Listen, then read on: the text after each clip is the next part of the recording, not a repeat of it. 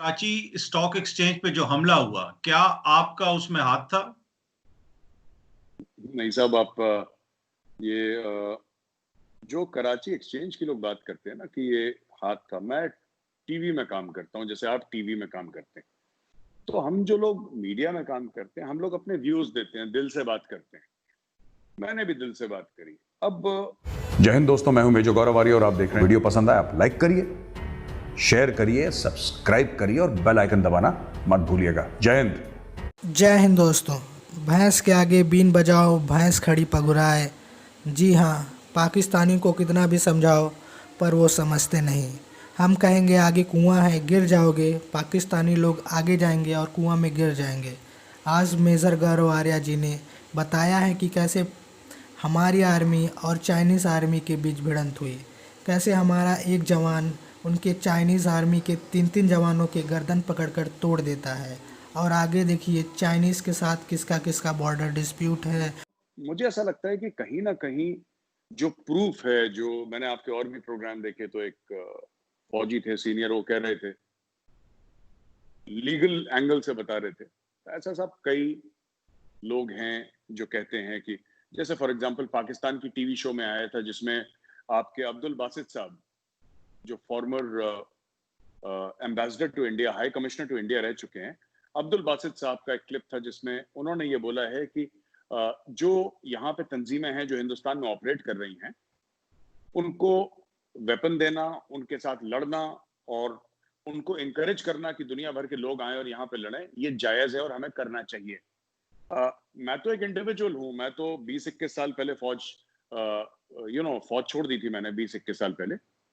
तो मेरा तो कोई ऐसा ऑफिशियल कैपेबिलिटी नहीं है या मैं कोई ऑफिशियल पोजीशन पे नहीं हूँ, बट अब्दुल बासित साहब एम्बेसडर रह चुके हैं, हाई कमिश्नर रह चुके हैं, पढ़े लिखे आदमी हैं और वेल नोन पर्सनालिटी हैं। उन्होंने भी टीवी पे बोला था, क्योंकि उनका ये मानना है अब्दुल बासित साहब का कि साहब ये जायज है। अगर आप किसी भी मुल्क में हथियार लेके लोगों को भेजें, फिर वो चाहे दूसरे मुल्क की फौज को मारे या आम लोगों को मारे जिनका फौज से कोई लेना देना भी नहीं है, वो जायज है। क्योंकि in the larger framework of जिहाद, in the larger framework of the so called freedom fight, ये सब जायज है। उनको ऐसा लगा तो उन्होंने टीवी पे बोल दिया। तो इंडिया में से तो किसी ने नहीं बोला कि साहब पुलवामा में क्या अब्दुल बासित साहब पर्सनली मुलविस थे, क्या उनका कोई, ऐसा नहीं है। जो तंजीमें हैं ये काम तंजीमें करती हैं।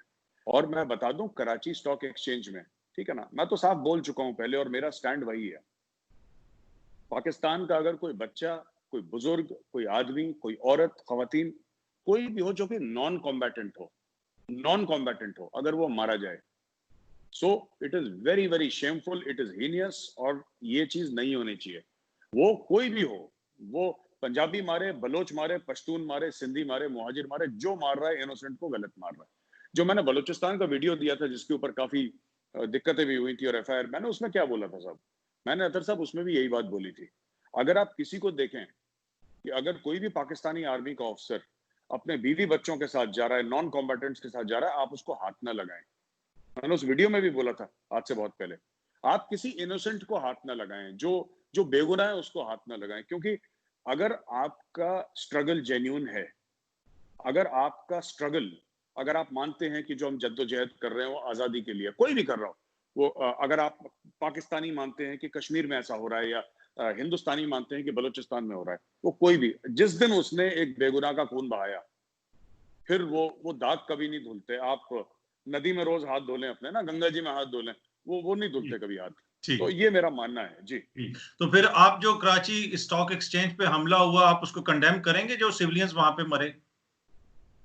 एक बार नहीं, 1000 बार कंडेम करूंगा। वो लोग टेररिस्ट थे, वो लोग क्रिमिनल थे, दे शुड बी हैंग्ड। जो इनोसेंट को मारे, कंडेम तो बहुत छोटी बात है साहब जो आप कह रहे हैं। कोई भी हो, मैंने बोला ना, वो पंजाबी हो, बलोच हो, सिंधी हो, मुहाजिर हो, पश्तून हो, वो इंडियन हो, वो इंग्लिशमैन हो, वो चाइनीज हो, कोई भी हो, जो इनोसेंट को मारे उसको टांग दिया जाना चाहिए। साफ सीधी बात है। चलें, अब ये तो आपने कंडेम तो कर दिया, पर एफआईआर वगैरह पाकिस्तान में दर्ज हो रही हैं। अब जब आपको गिरफ्तार करके लाया जाएगा पाकिस्तान, तो तफ्तीश करने के बाद हम लोग फैसला करेंगे कि आप बेगुनाह हैं या नहीं है। पर आपका मौकिफ तो कम से कम आ गया जी। मैं बिल्कुल साहब, मेरा कुछ नहीं था, मेरा तो सिर्फ ये मन था कि लाहौर जाके फूड स्ट्रीट जाऊं तो मुझे बड़ा सुना था मैंने, और कराची की कढ़ाई खाने का बड़ा मन था क्योंकि मैंने सुना था, बट अब मुझे नहीं लगता कि कराची के जेलों में पता नहीं कढ़ाई वढ़ाई मिलती है कि नहीं मिलती, आई डोंट थिंक कि मिलती होगी।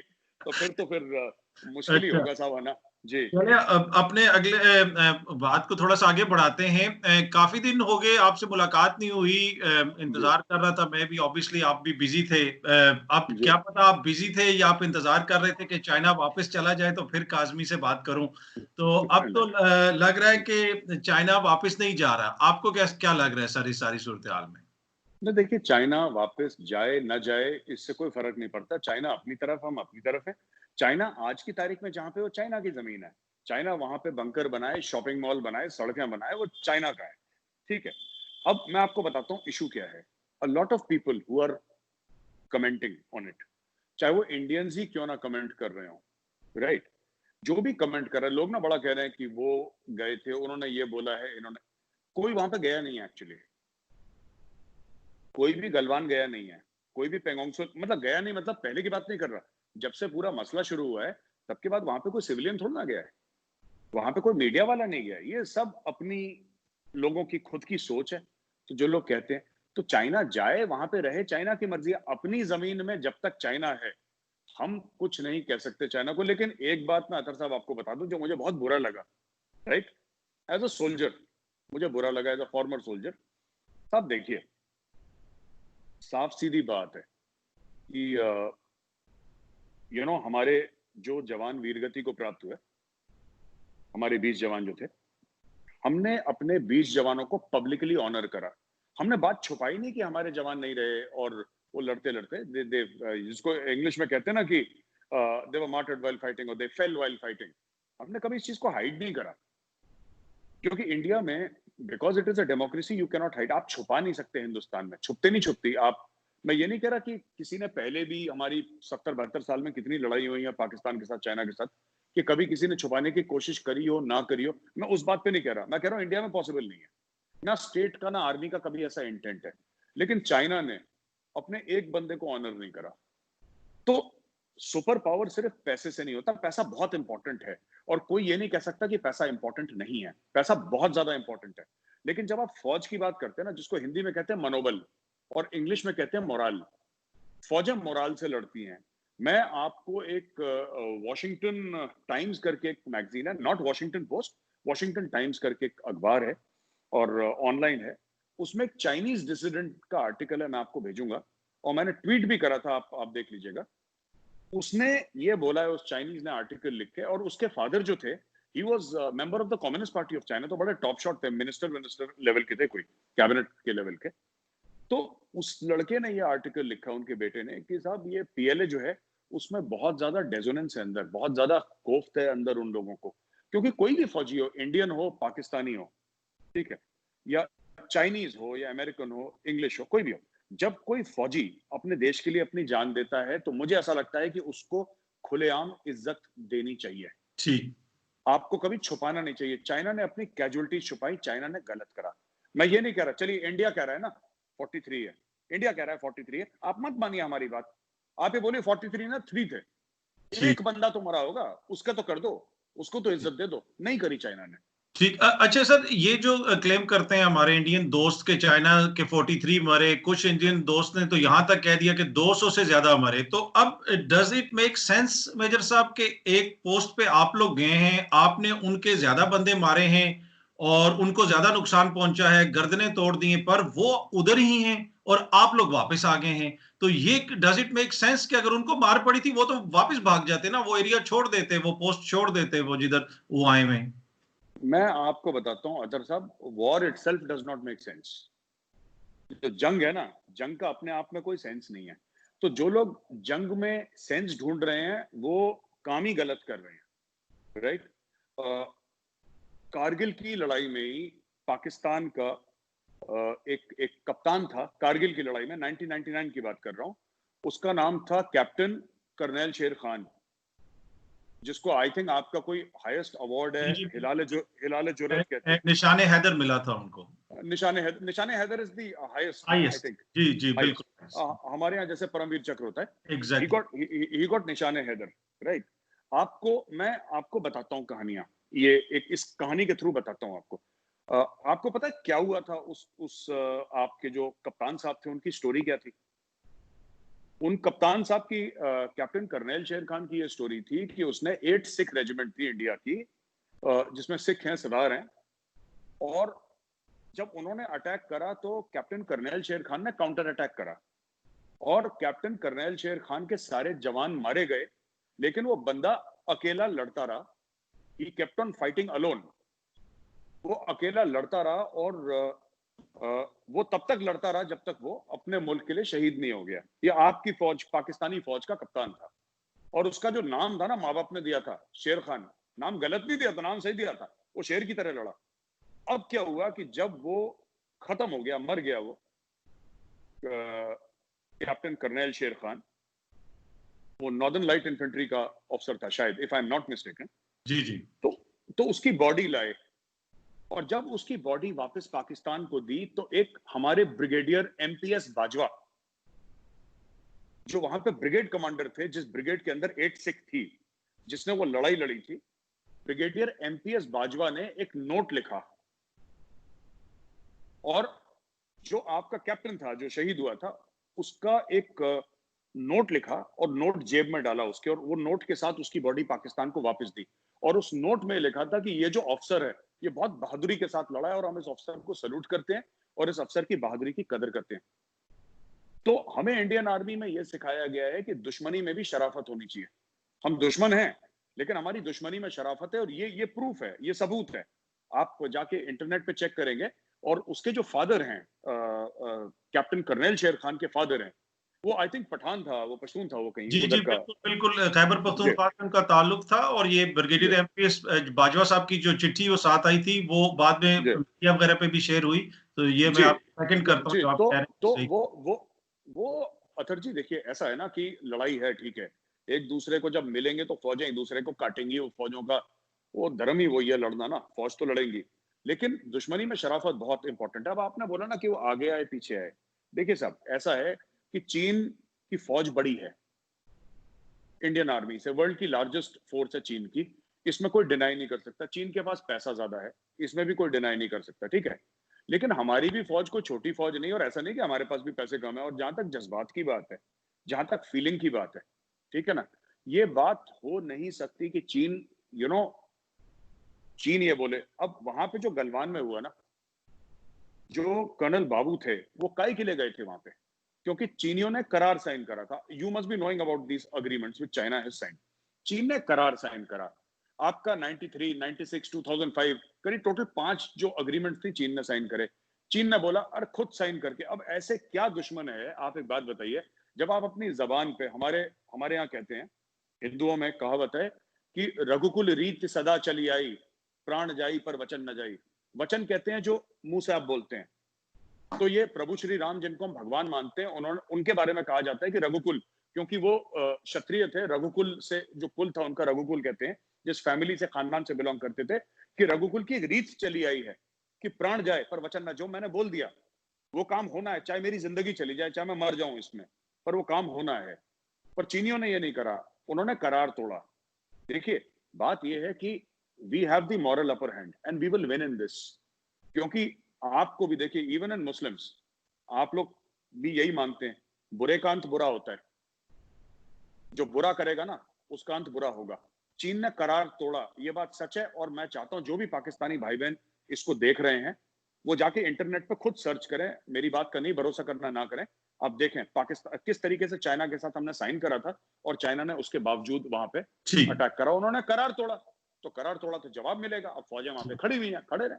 ठीक है। अच्छा, आपने कहा कि उन्होंने वो अपना मुआहिदा तोड़ा, उसकी खिलाफ वर्जी की। अब आपके पास जो ऑप्शंस हैं, अब उसमें मेजर साहब, एक वॉर गेम्स इंडियन आर्मी ये भी करती रही है कि एलएसी अब काफी ज्यादा बड़ा है। अब चीन उस पे हर जगह पे तो अपनी फौज को तैनात नहीं कर सकता। तो अगर उन्होंने इनकर्जन की है, तो ये आपकी वॉर गेम्स होती रही हैं, ये आइडियाज आते रहे आपकी फौज में कि अगर उन्होंने इनकर्जन की तो हम किसी और एरिया से इनकर्जन कर लेंगे, और बाद में डायलॉग जब होगा, बातचीत होगी, कहेंगे भाई ये एरिया हम वापस जाते हैं, ये एरिया आप वापस जाएं। तो क्या ऐसा कोई ऑप्शन है आप लोगों के पास? ऐसा क्यों नहीं कर रहा इंडिया? आप लोग क्यों नहीं ले रहे एरियाज जाके, वो एरियाज जिनको वो क्लेम करते हैं? उसका उसके दो रीजन हैं, दो कारण हैं उसके। पहला कारण ये है कि साहब देखिए, ये काम इंडिया ने ऑलरेडी, पहली बात तो लड़ाई नहीं हुई है, गोली नहीं चली अभी तक, तो जब हमें करना होगा हम कर लेंगे।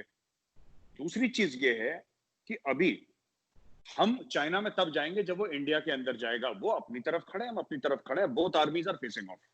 ये जो झगड़ा हुआ है बैंग एलएसी के ऊपर हुआ है, ये एलएसी के ऊपर हुआ है।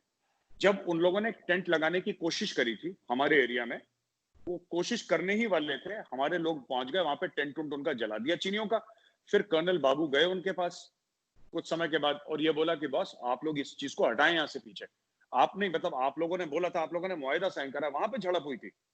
फिर जो चाइनीज की कुटाई हुई थी वहां पे, वो बात की बात है। दूसरी चीज, हाँ, आप 1965 वॉर जो है, जो दिफाए पाकिस्तान के, उसके भी लोग समझते हैं, दिफाए पाकिस्तान की बात करते हैं। 1965 में क्या हुआ था, जब पाकिस्तानियों ने अटैक करा था अखनूर, एक जगह है ना जम्मू में हमारी एक जगह अखनूर, जो जेएनके यूनियन टेरिटरी, उसमें एक जगह अखनूर। जब अखनूर में अटैक करा था तो जो उसका जो रिपरकशन हुए थे वो पंजाब में हुए थे, जब वो लाहौर के पास पहुंचे थे। It is the same philosophy, ये ट्राइड एंड टेस्टेड है। जब ऐसा लगेगा कि चीनी अंदर घुसने की कोशिश करें, हम कहीं और से अंदर घुस जाएंगे। ये डोकलाम में चाइना वापस क्यों गया था, जो पिछले साल हुआ था ना डोकलाम, चाइना क्यों वापस गया था? डोकलाम एक्चुअली 3 कंट्रीज में डिवाइडेड है, लोगों को नहीं पता। और इंडियन मीडिया में भी कुछ लोग चिल्लाने लगे, वो media you know how it is everywhere, आपका भी हमारा भी एक ही जैसा है। ओ साहब आ गए जी डोकलाम में, उनको यही नहीं पता मीडिया वालों को, डोकलाम 3, भूटान में भी डोकलाम है, इंडिया में भी डोकलाम है, चाइना में भी डोकलाम है। अब चाइना अगर अपने डोकलाम में सड़क बना रहा है तो हम चाइना को नहीं रोक सकते, पर अगर हाँ भूटान में सड़क बनाने की कोशिश करेगा, then they will have to face Indian army, क्योंकि भूटान की सिक्योरिटी की गारंटी इंडिया लेती है, ये बात है। अच्छा, सर आपने ये कहा कि अभी तक गोली नहीं चली, पर ऑब्वियसली देखें वहां पे आपके फौजियों की हलाकतें हुई हैं, लड़ाई झगड़ा हुआ है, तो किसी हद तक तो टेंशन है, इसीलिए मोदी जी भी गए वहां पे, उन्होंने खिताब भी किया। तो अब इज देयर ए पॉसिबिलिटी, क्या ये ऑप्शन है इंडिया के पास कि जब सारी टॉक्स नाकाम हो जाएं तो आप उनको मिलिटरीली लिमिटेड वॉर करके पुश बैक कर दें, या this is out of question, बातचीत ही चलती रहेगी? देखिए साहब, ऐसा है कि हम लोग पहले बातचीत करेंगे। हिंदुस्तान का इतिहास है, आप हिस्टोरिकल पर्सपेक्टिव में इसको देखिए, ठीक है? 10,000 साल में कोई एक बार बता दे कि जिसको हम भारतवर्ष मानते हैं, पूरा एरिया, अगर कभी इंडिया गया हो किसी और मुल्क को कॉन्कर करने और वहां पे उसकी जमीन पकड़ ली हो। हमने कभी जमीन नहीं पकड़ी किसी की। इवन अतर साहब 1971 में, 1971 में जो ईस्ट पाकिस्तान बांग्लादेश बना, सारे के सारे इंडियन आर्मी सोल्जर्स बाहर आ गए, कोई नहीं रहा वहां पे। हमें किसी मुल्क में इंटरेस्ट है ही नहीं, हम अपने आप में खुश हैं। हम ये कह सकते थे कि नहीं, हम कुछ करके वहां पे कि हम रहे, हमारी फौजें हैं और हमारी फौज का फतेह हुआ था, विक्ट्री हुई थी, हम वहां पे रहें। वहां पे सरेंडर के बाद के नियाजी साहब जो थे आपके जनरल साहब, पर वहां पे कुछ समय के बाद हमारी सारी इंडियन आर्मी बाहर आ गई और हमने बंगालियों को बोला कि जी आपका मुल्क है, आप जाने, हमारा काम खत्म हो गया, हम जा रहे हैं, हाथ जोड़ के हम लोग वापस आ गए, जबकि हमारी इतनी कैजुअलिटीज हुई थी। इंडिया ने कभी, देखिए आपने ये बोला है कि भाई चाइना करेगा नहीं करेगा, अतर साहब एक बात है ना, अगर चाइना अंदर घुसेगा तो हम भी चाइना के अंदर घुसेंगे, हाँ, पर हम लोग एक चीज यकीन करना चाहते हैं कि जब तक बातों से, जो मशवरा है ना इंडिया में, जिसको मशवरा कहते हैं, सलाह मशवरा कहते हैं, मशवरे को हम लोग बहुत इंपॉर्टेंस देते हैं इंडिया में। हमारा कल्चरल ऐसा है कि मशवरा अच्छा है, मशवरे में जिसको कहते हैं कि मशवरे में ही सोल्यूशन निकल जाते हैं अगर आप करें। हम बातचीत करते रहेंगे, लेकिन अगर चीन ये सोचेगा कि एक अतर साहब, एक और आखिरी बात बोलना चाहता हूँ ना, किसी ने, बड़े फेमस आदमी ने बोला था कि there is a difference between being peaceful and being harmless. जी, तो India is peaceful, India is not harmless. अच्छा सर, आपने 2-3 दफा ये कहा कि अगर चाइना अंदर घुसने की कोशिश करेगा, अगर चाइना अंदर नहीं आया, कुछ हुआ नहीं है, तो फिर व्हाट इज द फर्स अबाउट, मतलब ये फर्स किस चीज की है? आप तो इस तरह पेश कर रहे हैं कि जैसे कुछ हुआ ही नहीं है। 20 बंदे मारे गए, फौजी मारे गए, मोदी जी ने इतना जाके वहां पे खिताब किया, वहां पे बल्कि एक फेक हॉस्पिटल की पिक्चर भी चल रही है वहां पे, जो वो गए, वो पता नहीं आपने देखी है कि नहीं देखी। वो कुछ ना कुछ तो हुआ है ना सर, आप तो इसको इस तरह पेश करें कि जैसे कुछ हुआ ही नहीं है। जी अतर साहब, 2-3 चीजें। पहली बात तो वो फेक हॉस्पिटल नहीं है, वो एक ऑडियो विजुअल ट्रेनिंग रूम है। जब कोविड हुआ था ना, जब कोरोना वायरस का हुआ था, हमारे यहाँ क्या है कि पॉलिटिकल पार्टीज इंडिया में, जैसे कि पॉलिटिकल पार्टीज हर डेमोक्रेसी में होती हैं, कल अगर मोदी जी किसी को 1 करोड़ रुपए दे देंगे ना, तो बोलेंगे साहब आप 2 करोड़ भी दे सकते थे, 1 करोड़ क्यों दिए? तो उनको कीड़े निकालना समझते होंगे आप, एक आपके यहाँ पता नहीं क्या बोलते हैं, हमारे हर चीज में बोलते हैं, हर चीज में हर चीज में वो आदत है उन लोगों की। तो वो ठीक है, डेमोक्रेसी में चलता है, सबका हक है। एक्चुअली क्या था कि ये जो हॉस्पिटल की बात मैं आपको कर दूं पहले, कि वो ऑडियो विजुअल रूम था। ले हॉस्पिटल में जा चुका हूँ, और ये जो भी मीडिया वाले बोल रहे हैं, पॉलिटिकल पार्टीज वाले बोल रहे हैं, गए थोड़ा ना है कभी, इन्हें देखा थोड़ा ना है कभी। एक किसी ने फोटोग्राफ देती है, उसमें एक्साइटेड हो गए जी ये। फिर आर्मी हेडक्वार्टर ने पूरा एक बयान दिया था इस पे, प्रॉपर आर्मी हेडक्वार्टर का स्टेटमेंट आया है। क्या हुआ कि वहां पे मैं आपको बताता हूँ ओरिजिनली क्या हुआ लेह में ना, ये जो द्रास और कारगिल वाला जगह है, these are generally Shia majority areas यहाँ पे। तो लोग बड़े ईरान वीरान जाते हैं ना, यहाँ से जियारत के लिए जाते होंगे, कोई एक्स काम के लिए जाते होंगे ईरान। तो जब लैंड करे ना जहाज, तो पता लगा कि ईरान में बड़ा मामला हो गया था बीच में कोरोना वायरस का। आपको पता ही होगा, ईरान में बड़ा केस हो गया था, और जबरदस्त केस हो गया था ईरान में। तो वहां से कुछ लोग आए यहाँ पे, फिर फौज के भी 2-4 लोग थे जिनको हो गया। अब क्योंकि सबसे बड़ा हॉस्पिटल आर्मी का ही है, तो army started treating all the soldiers. तो जो भी आ रहा था, तो उन्होंने क्या करा कि अच्छा वो करीब 100-125 बेड का हॉस्पिटल है। इट्स नॉट कि मतलब 500 बेड का नहीं है, वो छोटा ही है मेरे हिसाब से, करीब 100 if I am not mistaken. हो सकता है मैं गलत बोल रहा हूँ, मुझे ख्याल नहीं है। तो वो जो हॉस्पिटल का बेड है, उन्होंने ये जो ऑडियो विजुअल ट्रेनिंग रूम था, उन्होंने बोला ट्रेनिंग बाद में करेंगे, आप सबको हटा दो यहाँ से, ये ट्रेनिंग का सारा डेस्क सब हटाओ, और यहाँ पे बेड्स लगाओ। बेड्स किसको लगाओ? जिनको चोटें लगी हैं, क्योंकि कोरोना वायरस बाकी सब आइसोलेट हो चुका है, आइसोलेशन वार्ड बन गया ना, और ये अलग बन गया। तो वहां पे मोदी जी आए थे। फिर बाकी लोगों ने बोला साहब कि सब लोग एक साथ बैठे हुए हैं, राइट, और वहां पे कोई ड्रिप नहीं है, ये भी लोगों ने बोला। ये सिविलियंस हैं, इनको ना मैं आपको ऐसा, मैं वो नहीं मेरा मतलब है, पर इनको आइडिया नहीं है फौज के बारे में। देश का प्रधानमंत्री आया है, फौजी सावधान में बैठेगा। अगर कोई इंस्पेक्शन है या प्राइम मिनिस्टर है, कोई जनरल आ रहा है, वो कह रहे हैं साहब कि चादरों में सिलवट नहीं है। चादरों में सिलवट कैसे होगी? How is it possible? India का प्राइम मिनिस्टर आ रहा है, चादर में सिलवट का सवाल ही नहीं है। आप इंडिया का प्राइम मिनिस्टर छोड़िए, अगर कोई जनरल साहब का भी होगा ना, तो कोई ऐसा पॉसिबिलिटी नहीं है कि किसी भी तरीके से कोई वहां पे, it will be absolutely proper जो होता है। और वो उनसे मिलने आए थे जिनको चोट लगी थी, तो उनको ड्रिप क्यों लगेगी? चोट वो तो 15 जून को हुआ था, उसको 15-20 दिन हो गए हैं। अब वो जो हमारे जो वीरगति को प्राप्त हो गए, उनका तो अंतिम संस्कार हो गया, और जो बचे हैं दे आर रेस्टिंग देयर। अब वो हाई एल्टीट्यूड एरिया है 10-11 हजार पे, तो आराम कर रहे हैं वहां पे। जब ठीक हो जाएंगे वापस यूनिट चले जाएंगे। अच्छा, अब आपने बोला कि जैसे कुछ हुआ ही नहीं। क्यों नहीं हुआ? बिल्कुल हुआ। चीनी आए, हमारे चीनियों ने जो कोशिश करी है हमारे लाइन ऑफ एक्चुअल कंट्रोल, जो कि परसेप्शनल है, 3,500 किलोमीटर का है, चीनियों ने कोशिश करी अंदर आने की, हमने उनको ठोक दिया। हमारे कुछ वीरगति को प्राप्त हुए, कुछ चीनी मर गए। That is the story. चीनी दोबारा आएंगे, चीनियों को दोबारा वहां पे इंडियन आर्मी मिलेगी। तो मतलब आप क्या कह रहे हैं कि चीनी वापस चले गए? वो जो एरिया जिसको आप क्लेम करते हैं, अभी डिस्प्यूट क्या है फिर? मतलब what is the dispute right now? देखिए, डिस्प्यूट ये है कि मैं आपको बताता हूं, ये जैसे लाइन ऑफ कंट्रोल है पाकिस्तान के साथ, राइट? वो एक फिक्स्ड है अतर साहब। कौन सा पत्थर कहां पे है, कौन सा पेड़ कहां पे है, नदी नाला चश्मा झरना सबको पता है। इंडिया को पता है, पाकिस्तान को पता है, वहां पे फेंस है, राइट? लेकिन लाइन ऑफ एक्चुअल कंट्रोल पे ऐसा कभी नहीं है, क्योंकि चाइना को हमने कई बार रिक्वेस्ट करा, कई बार हमने उनको मैसेजेस भेजे 70-72 साल में, चाइना ने कभी अग्री नहीं करा। चाइना एक लाइन जो हमारी तरफ है उसको अपना बॉर्डर मानता है, और हम चाइना वो जो अपना परसेप्शनल लाइन ऑफ कंट्रोल है, लाइन ऑफ एक्चुअल कंट्रोल माफ कीजिएगा, उसको हम मानते हैं। तो बीच में कुछ जगह का गैप है, राइट?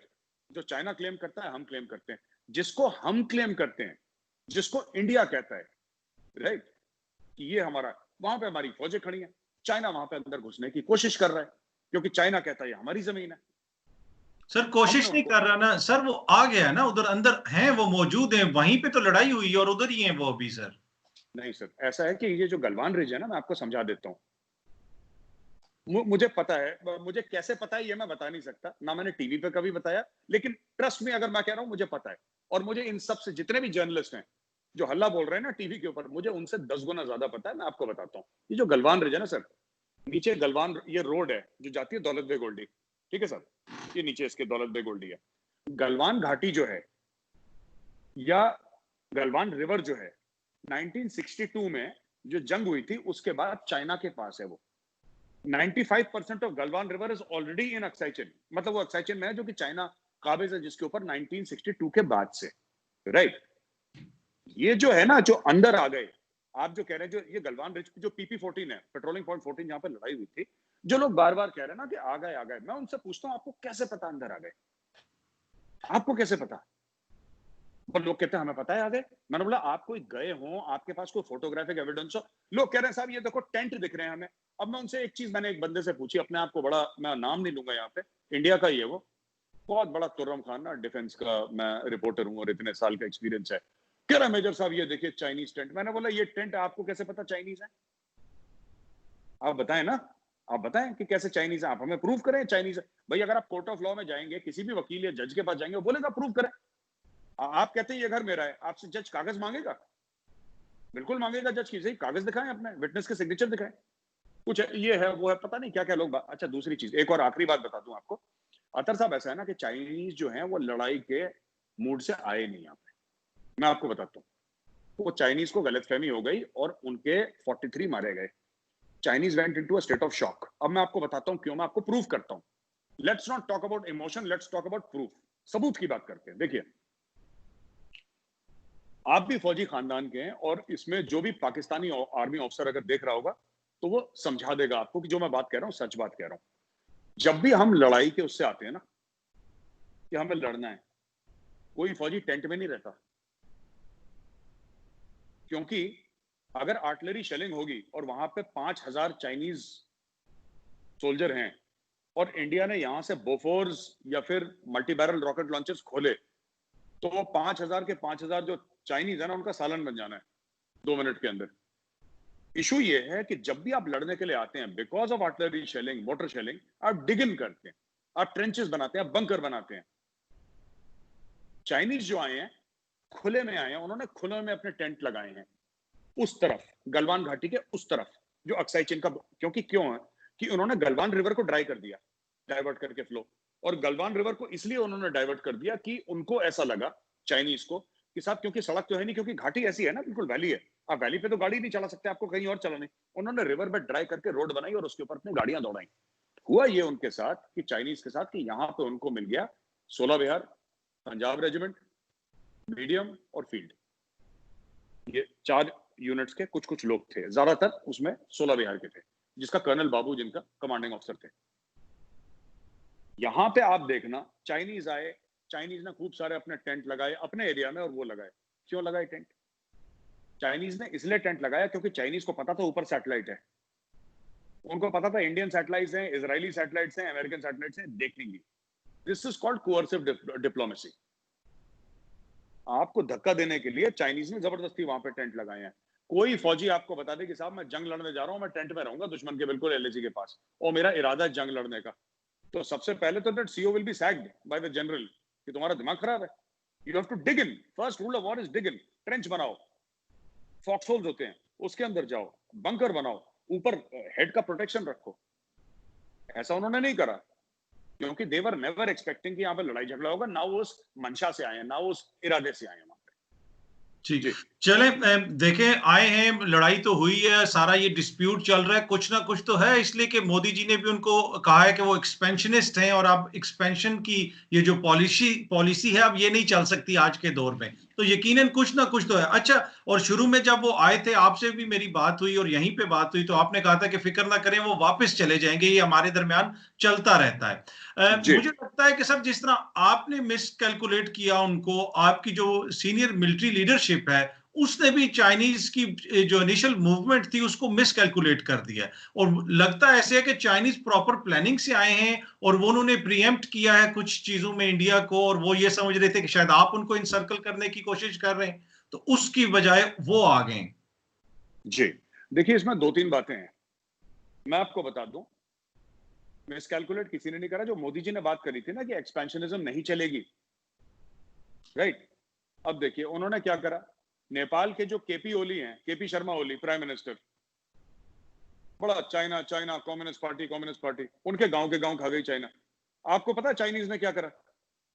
अतर साहब मैं आपको बताता हूं, चाइनीज बंदे आए नेपाल के अंदर, जो कि एक सॉवरेन कंट्री है, उसके अंदर आए, वो बंदा एसयूवी के ऊपर खड़ा हुआ, उसने बोला कि कल तक तुम नेपाली थे, आज से तुम चाइनीज हो, मुबारक हो बहुत बहुत।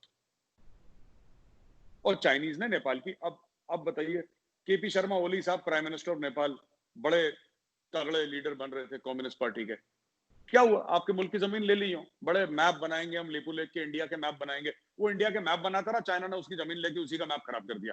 पहली बात। दूसरी चीज ये है कि मोदी जी ने बोला कि एक्सपेंशनिज्म नहीं चलेगी आज की दुनिया में, नोबडी विल टॉलरेट इट। यानी कहने का ये मतलब है कि अगर चाइना ये समझे कि एक्सपैंड कर लेगा into Indian territory, we will never permit it. देखिए बात यह ना कि हम लोग, हमें पता है आज तक हमने चाइना को दुख नहीं दिया आज तक, ठीक है सर, बट हमारे भी प्लान्स हैं and we have great capacity to cause pain to China. China को इतना दर्द हो सकता है कि चाइना, जिसको कहते हैं ना हिंदी में, करहा जाएगा चाइना। अब मैं आपको 4-5 चीजें बताता हूं चाइना को दर्द कैसे होता है, ठीक है ना। लोगों ने बोला साहब कि चाइना अंदर आने की कोशिश कर रहा था और ये कर रहा था और हमारे फौजी शहीद हो गए, आपने 59 ऐप बैन कर दिए, उससे क्या फर्क पड़ेगा? मैं बताता हूं क्या फर्क पड़ेगा।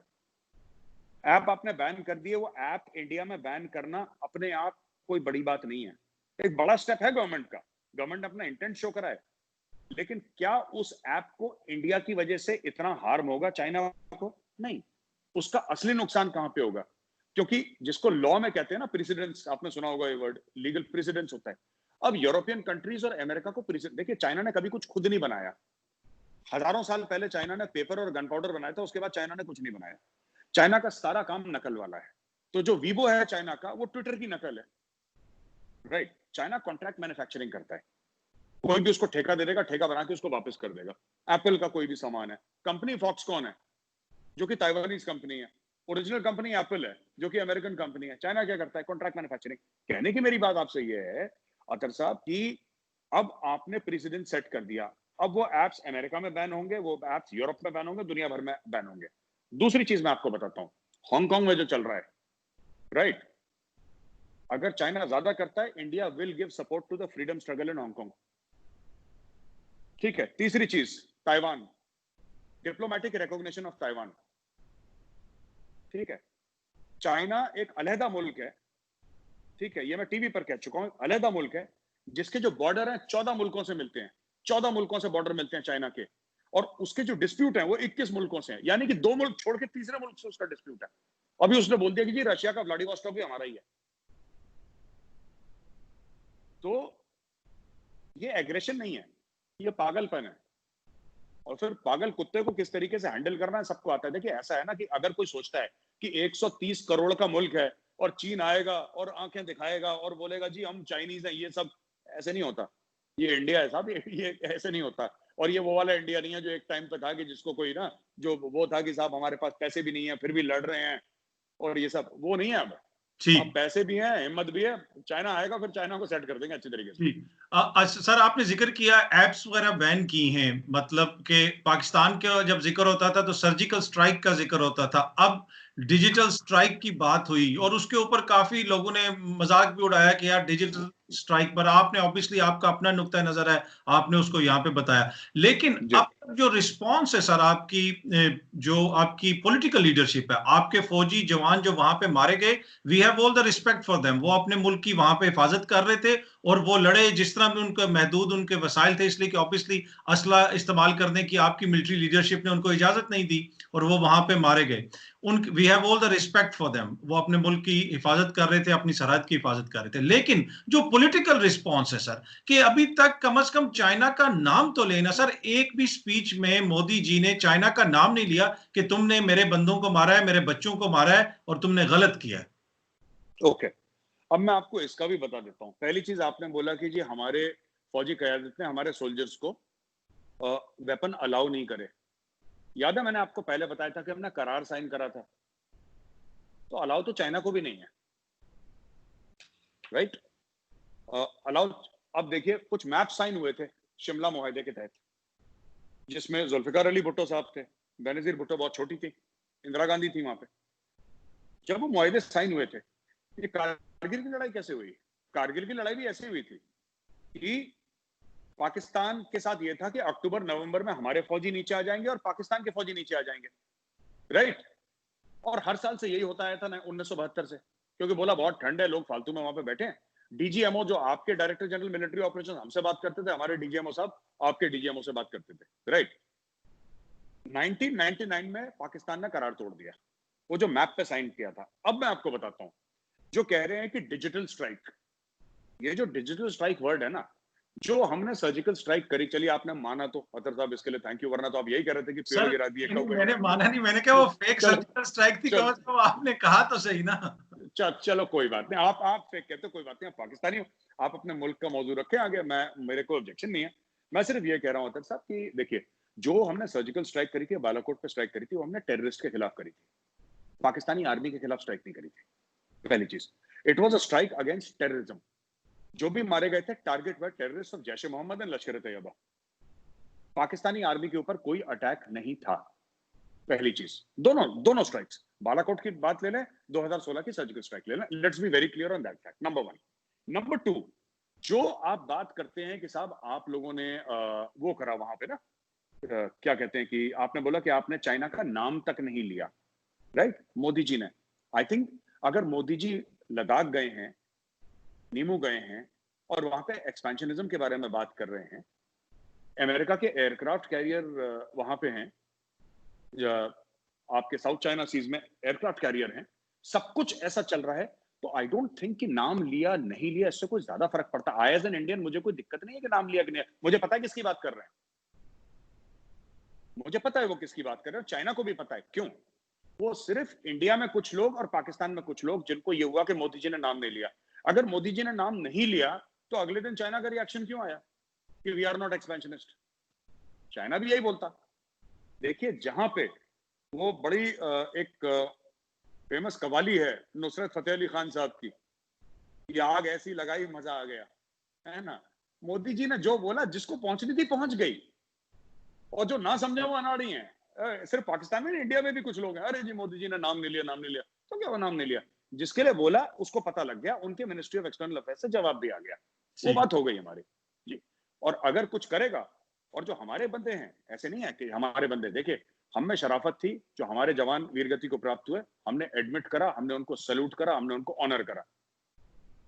चाइना के दिल में चोरी है, क्योंकि चाइना को पता था कि उसने जमीन हथियाने की कोशिश करी थी, राइट। अगर चाइना, मैं तो फिर कह रहा हूं, हम कह रहे हैं ना 43 मारे, इंडियन आर्मी कह रही है, इंडिया कह रहा है आप मत मानिए, आप कह रही साहब 43 ने मारा, एक मारा चाइना में। आप टेलीविजन पे एक अपने सोल्जर की तो फ्यूनरल दिखा दीजिए कि उसका जनाजा ले गए, उसका अंतिम संस्कार जो हम हिंदुओं में बोलते हैं, उसको ले गए, उसको दफनाया, उसको जलाया, उसको सल्यूट करा। अब आप ये बोलेंगे कि साहब इंडियन आर्मी के हमारे 20 जवान वीरगति को प्राप्त हो गए इंडियन आर्मी के, लेकिन एक भी चीनी को, वो सब जैकी चैन और ब्रूसली थे कि उनको एक खरोच भी नहीं आई, तो सब आप बताइए ये नेचुरल बात है? ये नेचुरल बात नहीं है। मैं कह रहा हूं एक बंदा मरा है, उसकी फ्यूनरल दिखा दो ना। ठीक है। अच्छा सर, ऑब्वियसली आपने कहा कि मोदी जी ने जो पैगाम भिजवाना था वो पैगाम पहुंच गया, पर आप नहीं समझते कि एक नेशन जिसने मौन किया, जिसने जनाजे देखे, जिसने आखिरी रसूमात देखी अपने सोल्जर्स की, they deserve more, those soldiers deserve more कि हमारा लीडर खड़ा होके ऑन करे कि इसने मेरे बच्चों को मारा है और मैं इनके खिलाफ हूं। Don't you think that matters sir? देखिए, सबको पता है कि सरकार क्या कर रही है, सबको पता है कि सरकार क्या कर रही है, and people in India are very mature, ठीक है। People in India are very mature. जो लास्ट राइट सोल्जर्स को देनी थी, धूमधाम से दी गई लास्ट राइट्स, और जो भारत कर रहा है वो आपको दिख भी जाएगा अगले 5-6 महीने में। और अगर चीन को ये लगता है कि मामला खत्म, देखिए सिर्फ बोलने से कुछ नहीं होता, मैं बोलूं उससे कुछ नहीं होता। लोग नरेंद्र मोदी जी से ये नहीं पूछेंगे कि आपने उस समय स्टेज पे खड़े होकर ये क्यों नहीं बोला। इंडिया के लोग ऐसे नहीं है कि आपने क्या बोला, इंडिया के लोग ये बोलेंगे कि मोदी जी आपने क्या करा, आपने करा क्या, फिजिकली बताइए आपने क्या करा। और वो जो फिजिकली है वो आपको 6 से लेकर 8 महीने में दिख जाएगा कि क्या हो रहा है। It's in front of you, world का मीडिया उसको कवर करेगा, जो होगा आपको पता लग जाएगा। देखिए, सिर्फ हमारे 20 गए और उनके 43 गए, हिसाब बराबर नहीं हुआ। पहला बार उन्होंने करा था, करार उन्होंने तोड़ा, ठीक है। आप देखिएगा धीरे धीरे, और इसका जवाब जो है सिर्फ मिलिटरीली नहीं, इसका जवाब डिप्लोमेटिकली, इकोनॉमिकली, हर जगह से। और दुनिया के बहुत देश, अभी आपको पता है जब इंडिया सिक्योरिटी काउंसिल में आया तो नॉन परमानेंट मेंबर बन के यूनाइटेड नेशन सिक्योरिटी काउंसिल में आया, तो आपके पाकिस्तान के बहुत बड़े डिप्लोमेट, में नाम भूल रहा हूं उनका, उन्होंने ये बोला कि ये कोई बड़ी बात नहीं है, ये कोई बड़ी बात नहीं है कि इंडिया कोई नॉन परमानेंट मेंबर बन गया। पाकिस्तान भी बन चुका है कई बार पहले, तो इसमें कोई बड़ी बात नहीं है कि इंडिया बन गया। तो देन द एंकर आस्क कि साहब बड़ी बात क्या है? फिर कह रहा बड़ी बात यह है कि किस मार्जिन से इंडिया बढ़ा। India got 80-90% of the votes, if I am not mistaken, अगर मुझे मेरी याददाश्त कमजोर नहीं हो रही इस वक्त। ये एक इंडिया का एक बहुत मैसिव सपोर्ट है वर्ल्ड में, क्योंकि इंडिया ने क्या करा है मैं आपको बताता हूं। राइट, इंडिया ने पहली चोट मारी है। हर समय लोगों को लगता था अरे यार चाइना ना बुरा मान जाएगा, चाइना बहुत तगड़ा खिलाड़ी है, बहुत पैसा चाइना के पास, चाइना बुरा मान जाएगा, चाइना गेट्स अपसेट, ट्रेड बंद कर देगा, ये बंद कर देगा, वो बंद कर देगा। इंडिया ने पहला वार करा। अब धीरे धीरे भूटान जैसे लोग, बर्मा जैसी कंट्रीज, और वो चाइना को छोटी कंट्रीज, बिल्कुल ना के बराबर पॉपुलेशन उनकी, वसाइल भी उनके पास कुछ नहीं, वो लोग खड़े हो गए। अमेरिका खड़ा हो गया। अमेरिका ने देखिए क्या काम करा है। अमेरिका ने शिनजियांग प्रोविंस के मामले में, जिसमें कि मैं पाकिस्तान को बोलता रहता हूं कि ये काम आपको करना चाहिए था। आप अपने आप को इस्लामिक रिपब्लिक बोलते हैं, शिनजियांग प्रोविंस के पीछे वो तो अमेरिकन तो फिर काफिर हैं, वो तो गैर मुस्लिम है। उन्होंने चाइना के खिलाफ कर दिया। पाकिस्तान की नेशनल असेंबली ने क्यों नहीं करा? आप कह रहे हैं मोदी जी ने चाइना का नाम नहीं लिया। अरे भाई, मोदी जी ने चाइना का नाम नहीं लिया, वो आप घेर रहे हैं मोदी जी को कि चाइना का नाम नहीं लिया। वहां पे 15 लाख मुसलमानों को जेल में डाल रखा है। बच्चे को, 3 साल के बच्चे को जेल में डाला है क्योंकि उसका नाम मोहम्मद था, उसको जेल में डाल दिया। फिर पाकिस्तान की नेशनल असेंबली ने क्या बोला? एक इमरान खान तो कहते साहब मुझे पता ही नहीं क्या हो रहा है। तो ऐसे नहीं कर सकते, हमें ओवरऑल देखना है कि क्या हो रहा है। और lot of countries are rising because India has shown the way. रास्ता भारत ने दिखाया, भारत ने पहल करी इसमें। जी सर, मसला ये कि हमारा तो 1 इंच ऑफ टेरिटरी भी ऐसा नहीं है जिसको हम क्लेम करते हैं और उस पे कोई आया और हम ना बोलें। हम तो, हमारे प्राइम मिनिस्टर तो खुल के बोलते हैं, आपके प्राइम मिनिस्टर के खिलाफ भी बोलें या जिसके खिलाफ भी बोलें। तो अब उनका ना बोलना ऑब्वियसली, हम, मुझे तो समझ नहीं आ रहा, बहुत सारे लोग उसमें इंडिया पे भी एतराज कर रहे हैं। लेकिन मैं यहाँ पे आपसे ये पूछना चाहूंगा कि ऑल्दो कि आपका क्लेम है कि ये बिल्कुल सूरत-ए-हाल नॉर्मल है, कुछ भी नहीं है, लेकिन अगर it worse come to worse, अगर कोई जंग हो जाती है, लिमिटेड जंग हो जाती है, कुछ हो जाता है, हालात खराब हो जाते हैं, तो क्या मेजर गौरव आर्या साहब स्क्रीन पे बैठ के ही एज ए सहाफी दिफा करेंगे कि आर यू आर विलिंग कि अपना यूनिफॉर्म दोबारा पहन लेंगे? इसलिए कि रिटायर्ड फौजी तो वो कहते हैं ना कि जंग हो रही थी तो आजकल मैंने भी अपना यूनिफॉर्म इस्त्री करना शुरू कर दिया है। तो मेजर गौरव आर्या अपने मुल्क का दिफा करने के लिए दोबारा तैयार हैं कि नहीं? देखिए साहब, ऐसा है अदर साहब, वी आर ऑलवेज रेडी। और पहले मैं बोलना नहीं चाह रहा था, लेकिन ये मतलब अब तो नेशनल मीडिया में डिक्लेयर हो गया जब चीफ ऑफ आर्मी स्टाफ गए थे, है ना। तो जो मेरी यूनिट है ना 17 कुमाऊं, मेरी यूनिट भी वहीं पे है। और 5 जून को मेरी यूनिट का अवार्ड क्यों मिला था? क्योंकि पेंगोंगसो लेक के अंदर जो हमारा एरिया है, वहां पे चीनियों ने घुसने की कोशिश करी थी, इनकी टांगे तोड़ी है मेरी यूनिट ने। मेरी यूनिट का नाम याद रखिएगा, 17वीं बटालियन कुमाऊं रेजिमेंट भदूरिया पलटन। तो कुमाऊनी है, उसमें सारे हिल ट्रूप्स है, प्योर कुमाऊनी यूनिट है मेरी। खूब ठोका चीनियों को। अवार्ड मिले 2 लोगों को वहां पे। Chief of army staff personally गए थे, ले अवार्ड करके आए यूनिट को। तगड़ा एक्शन था। कहने की बात यह है कि हम तो तैयार हैं, हर समय अपने मुल्क के लिए तैयार हैं। हमने कभी किसी की जमीन पे नजर नहीं डाली जो हमारी नहीं थी। मैं फिर आपसे ये कह रहा हूं, आप 10,000 साल का इतिहास निकाल के देख लीजिए। अगर कोई भारत का राजा कहीं गया हो अपना धर्म फैलाने के लिए, किसी को ये बोलने के लिए कि तुम हिंदू बन जाओ, हमें कोई इंटरेस्ट ही नहीं है कोई हिंदू बने ना बने, हमें किसी में इंटरेस्ट है ही नहीं। हम सिर्फ ये कहते हैं कि तुम हमें अपने हाल पे छोड़ दो यार, तुम जाओ। That is our only thing. We are welcoming. आप देखिए, एक छोटा सा एग्जाम्पल देता हूं ऑथर जी। जब ईरान से पारसी जो थे भाग कर आए, राइट, क्योंकि वहां पे फिर वो जुल्म होने लगा उनके ऊपर, तो उनको बोला कि आप इस्लाम में कन्वर्ट हो जाएं। वो भाग के इंडिया आ गए गुजरात में। तो गुजरात में हिंदू राजा था, जहां पे वो लोग लैंड करे थे ना, वहां पे किए थे, जहां पे वहां पे हिंदू राजा था। तो उसके पास तो जगह थी नहीं, वो कहाँ, ये लोग कौन आ गए बाहर से, तो वो कंफ्यूजन में था। तो उसने, ये बड़ी अच्छी कहानी है, उसने ग्लास दूध भर के भेजा पारसियों को, और वो ग्लास दूध का था, वो ऊपर तक भरा था, यानी कि ये ग्लास में पूरा दूध भर चुका है, अब हमारे लिए, तुम्हारे लिए जगह नहीं है। पारसियों ने पता है क्या करा? पारसियों ने एक मुट्ठी चीनी ली और उसके अंदर डाली, और उनको बोला कि हम तुम्हारे हिंदुस्तान में ऐसे घुल मिल जाएंगे जैसे शक्कर या चीनी मिल जाती है दूध के अंदर। वो दिन था और आज का दिन है, राइट। पारसीज का कंट्रीब्यूशन देखिए। टाटा, इंडिया का जो बड़ा, सबसे बड़ा इंडस्ट्रियल ग्रुप है, that is owned by a Parsi. Field marshal Manekshaw, was a Parsi 71 war के जो हीरो थे, फील्ड मार्शल मानेकशॉ। सो इनका कंट्रीब्यूशन रहा। हिंदुस्तान में सब लोग आए हैं बाहर से। हिंदुस्तान में, हिंदुस्तान कभी नहीं गया, यहाँ के लोग कभी बाहर नहीं गए कि जी हम, हाँ वो ठीक है, कोई लंदन में सेटल्ड है, वो अलग अलग बात है, कोई यूएस में सेटल्ड है, वो तो आजकल लोग जाते हैं, पर हम लोगों ने कभी किसी की जमीन पे नजर नहीं डाली कि जी तुम्हारी जमीन हमें पसंद है। Never we have done it. Ji.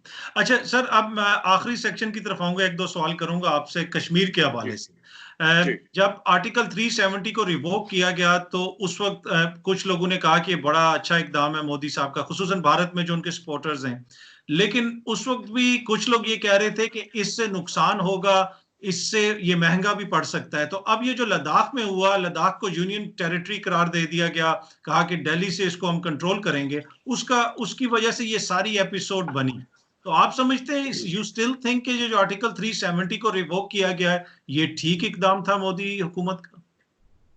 Sir एक बात बताइए, आप कह रहे हैं कि ये जो पूरे सूरत हाल लद्दाख में बनी है 370 का, नेपाल ने कौन सा 370 हटा दिया?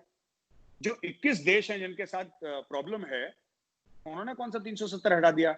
व्लादिवोस्टॉक जो कि रशिया का एक शहर है, उसने कौन सा 370 हटा दिया? देखिए बात यह है कि जो भी हुर्रियत पसंद होगा ना इंडिया में, कश्मीर घाटी में खास तौर से, उनको कश्मीर है कितना बड़ा मैं फिर बता दूं, 145 किलोमीटर बटा 50 किलोमीटर की कश्मीर घाटी है।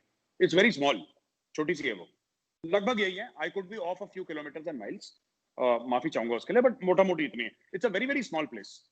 अब देखिए बात पता है क्या है, हमारे लिए तो सिग्निफिकेंट है क्योंकि हमारे मुल्क का टुकड़ा है। जैसे दिल्ली हमारे मुल्क का हिस्सा है, वैसे कश्मीर हमारे मुल्क का हिस्सा है। हिस्सा कह लो, टुकड़ा कह लो, whatever word you want to use. Issue is that जो भी हुर्रियत वाला होगा बोलेगा साहब अगर थर्ड वर्ल्ड वॉर शुरू होगा तो कश्मीर से ही होगा, सूरज यहीं से उगता है यहीं पे। ये एक टाइप की मेंटालिटी है। चाइना का जो लैंड का मामला है तो सिर्फ भारत के साथ नहीं, 21 मुल्कों के साथ है, जिसके साथ उसके बॉर्डर भी नहीं है। उनका कौन सा 370-35 का मामला है? और दूसरी चीज है कि ये जो चीज है ना, अब 370, अब अगस्त में, जुलाई हो गया, अगले साल अगस्त में, आप 5 अगस्त को उसका 1 साल पूरे हो जाएंगे, क्या हो गया?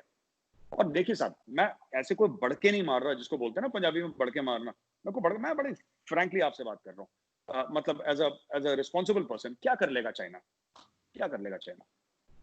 हमारे पास भी फौजें हैं, हमारे पास भी न्यूक्लियर वेपन्स है। मैं कभी गैर जिम्मेदाराना वर्ड न्यूक्लियर यूज नहीं करना चाह रहा यहाँ पे, but I am just telling you, power, national power profile में वो भी है। हमारा डिप्लोमेटिक कोर बहुत जबरदस्त है, बड़ा एक्टिव है। हमारी इंटेलिजेंस एजेंसीज बड़ी जबरदस्त है, एक्टिव। हमारी आर्मी, नेवी, एयरफोर्स हर जगह है। इसकी असली जो लड़ाई है ना, ये लद्दाख में नहीं है साहब। इसकी असली लड़ाई समुद्र में है, मलाका स्ट्रेट, साउथ चाइना सी, ये है। यहाँ पे जो देख रहे हैं लद्दाख में ट्रेलर है बस।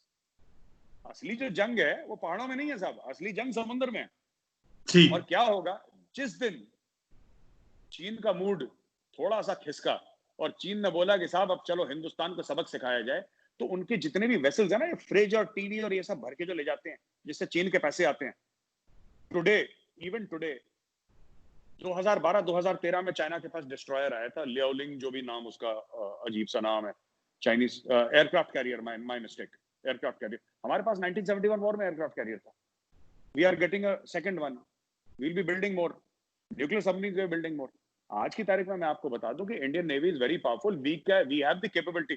आपको क्यों लगता है वो जो अमेरिका के जो एयरक्राफ्ट कैरियर आए, ये जो भी, आई थिंक एक तो निमिट्स आया, यूएसएस निमिट्स, एक यूएसएस रूजवेल्ट आया, कौन सा, ये Ronald Reagan, one of these, 2-3 आए वहां पे। वो क्यों आए हैं? वो साउथ चाइना सी में क्यों आए हैं? क्योंकि वो, आप लोग शारग एक वर्ड यूज करते हो ना, शारग, चाइना की शारग वो है। जापान ने अपनी नेवी उतार दी, ऑस्ट्रेलिया ने अपना बजट बढ़ा दिया, इंडियन नेवी उतरी है। जिस दिन चाइना का थोड़ा सा ऐसा हुआ, China feels slightly more adventurous, China का गला कहां घोटना है हमें पता है। ऊपर नहीं घोटना है लद्दाख में, वो नीचे घोटना है समुद्र में। ठीक। अच्छा, वो सर इस तरह है ना कि वो अमेरिकन इसलिए आए कि वो आप पे रिलाई कर रहे थे और आपने उनको मायूस कर दिया, तो अब उन्होंने कहा कि अब हमें खुद ही सब कुछ करना पड़ेगा, हमें खुद आना पड़ेगा, तो वो तो इसलिए। मैं आपको बता देता हूं अतर साहब, ऐसा नहीं है। इंडिया ने कभी किसी से मदद नहीं मांगी, ठीक है? इंडिया ने कभी किसी से मदद नहीं मांगी। जब लद्दाख का मामला शुरू हुआ था, प्रेसिडेंट ट्रंप ने बोला था कि वी वांट टू हेल्प, है ना? जब उन्होंने बोला कश्मीर का मामला वी वांट टू हेल्प, तब हमने मना कर दिया। चाइना का मामला, देखिए, India was a cultural superpower for 10,000 years, is a cultural superpower today, it is becoming an economic superpower, it is in the process of becoming। हमें किसी की जरूरत नहीं है, बट हाँ, अगर हम 4 लोग मिलते हैं, जैसे यूनाइटेड नेशंस क्या है, सब लोग तो मिले हैं उसमें, G20 की बात करते हैं, G7, G8 की बात करते हैं लोग, और आप ब्रिक कंट्रीज की बात करते हैं जिसमें Brazil, India, Russia, China, south Africa. तो ये सब जो कंट्रीज हैं, सब लोग अपने अपने मफादात के लिए तो मिल जाते हैं ना, people join together for their own interest,